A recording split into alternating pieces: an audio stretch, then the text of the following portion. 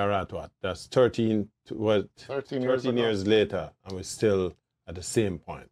And so, you know, reverse. Something that we're doing, we're not doing something right, you know, and we can't expect that we're using the same measures every day and expect to get a different result. But before we even touch that, you know, and trust me, listeners, folks, you're going to have to put up with my preaching today, because we have an issue in Jamaica, and the criminal violence, the violence against each other is reprehensible, and we need to do something about it. And since our entertainers are the people of influence in the country, let's use the entertainers to talk about the problem.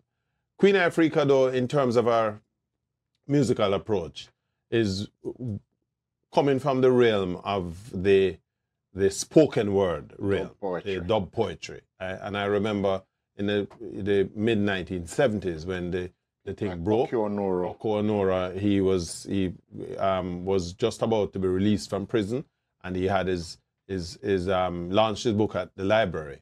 I was a young library assistant. Orlando Wong. And the book was called Echo.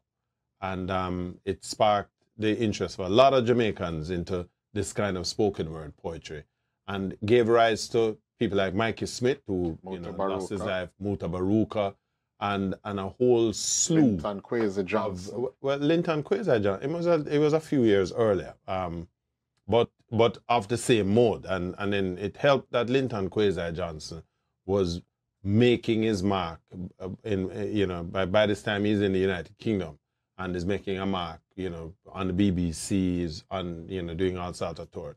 But it basically gave prominence to the spoken word, what we call dub poetry at the time. And we need to own the things that we create, because we built that dub poetry. And dub poetry is just a shade, just a beat away from the DJ idiom. But one of the best female exponents of this we're listening to today, and of course we're gonna be pulling tracks of hers that speak to the problems. And she has a softer side to Richard. We're gonna touch a few of those, but I wanna for emphasis, because we have a problem. We can't have a situation where, let me tell you something, God.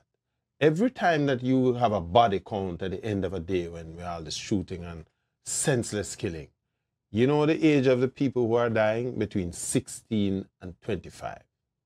16, 25. That's the next generation. That should be the receiving generation. I'm, at my age, in the evening of my days. And so you want these youngsters to be there to carry the future forward. But we're killing the future. And we have to start to talk to the people who are firing those guns. We have to find the people who supply the guns and lock them up, right? But first, let us point out to the youngsters, you kill your brother, you kill your sister, you kill the future of the country. And if all you left are old people like me and you, God, I mean, you out them say, "Hey, young boy." Talk for yourself, Brethren. But we have to do something about it.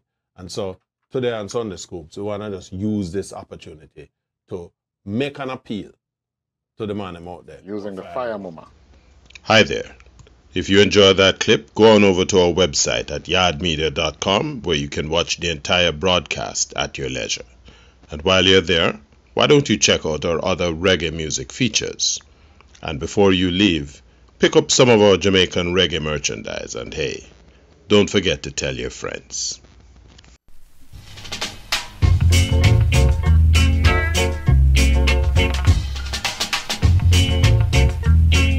Garth, otherwise known as Big G. My name is Richie Blackford.